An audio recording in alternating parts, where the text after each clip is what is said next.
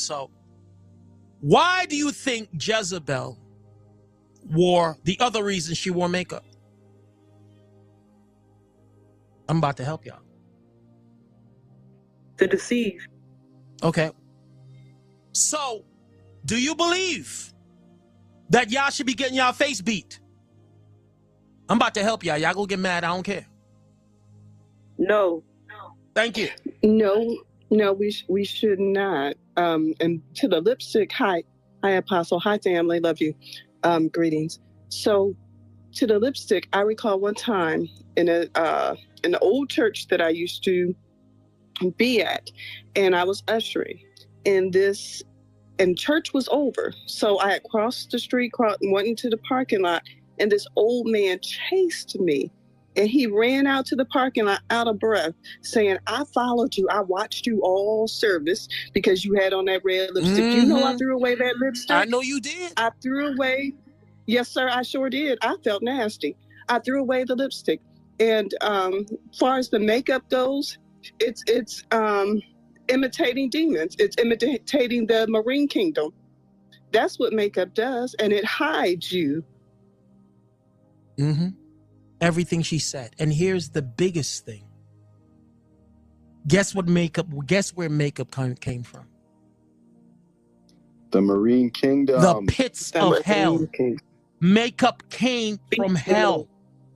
The fallen angels created makeup. And y'all trying to sit here and tell me, no, God good with that. No, he not. All right, let's deduce this to the lowest common denominator. How many of y'all got kids? I do. If your child said they didn't want to look like you, how would you feel? Everybody quiet now. If your beautiful daughter, ladies, said, Mommy, I don't want to look like you. I want to change my nose. I want to change my hair. Right? I want to change my complexion. How would you feel? That would be heartbreaking. And my dad always said women with too much makeup look like monkeys. Okay. That came from my daddy. How do you think God feels? He's trying to find you to bless you. He don't even recognize you because you look like a siren or a mermaid. How do you think God feels?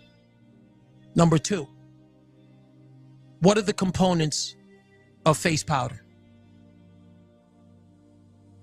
Baby parts. Say that one more time. Baby parts. So Christian men and Christian women, because dude they wear makeup too and do things that God ain't pleased with, right?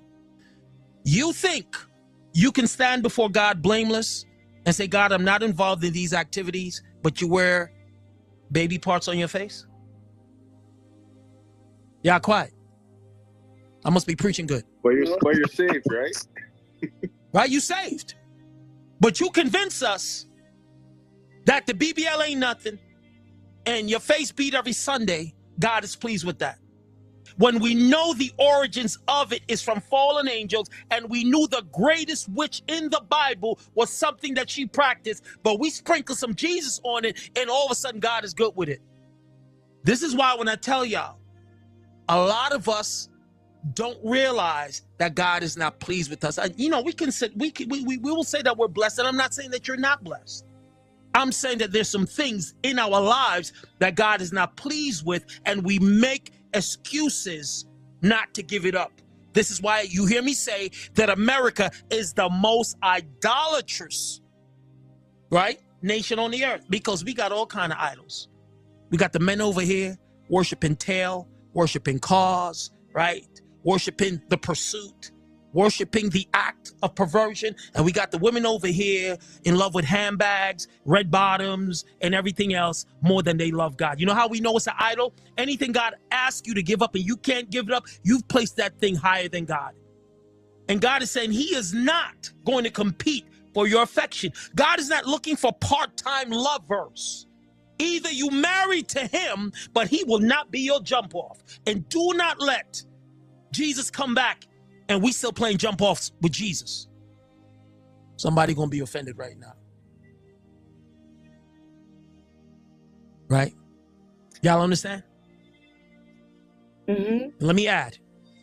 And this is why we can't get the freedoms that we want, because they're things that the enemy is using against us. And you see, we always perceive it or look at it as what you're losing. It ain't about what you're losing, it's what you're gaining. Because here's why. No human being on this planet can take their wealth with them. Why are we pursuing wealth then? I'm not saying not be successful. I'm saying do not allow wealth and material possessions to be your God. Y'all know the mall is the new temple, right?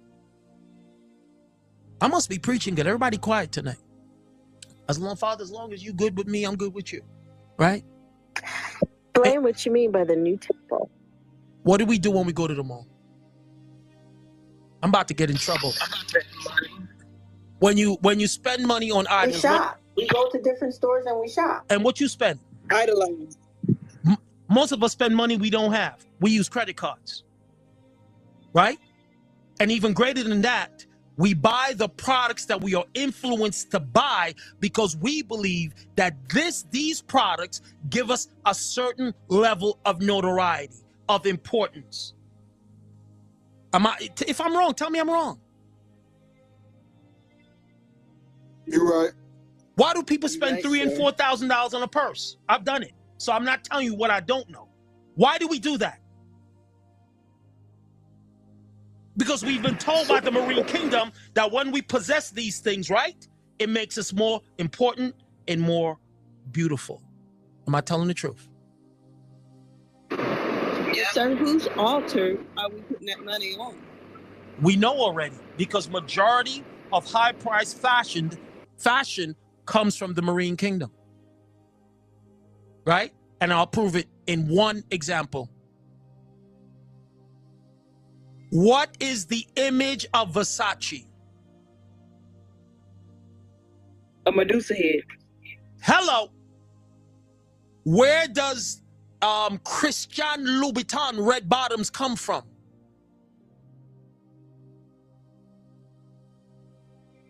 What is Victoria's Secret? Y'all ain't ready for me tonight. That she's not a woman? No. Sex trafficking. And the red bottoms, why do you think it's called red bottoms? When you hear the red light district, what comes to your mind? I was just about to say that. Prostitution. All right. So red bottoms is directly associated with prostitution.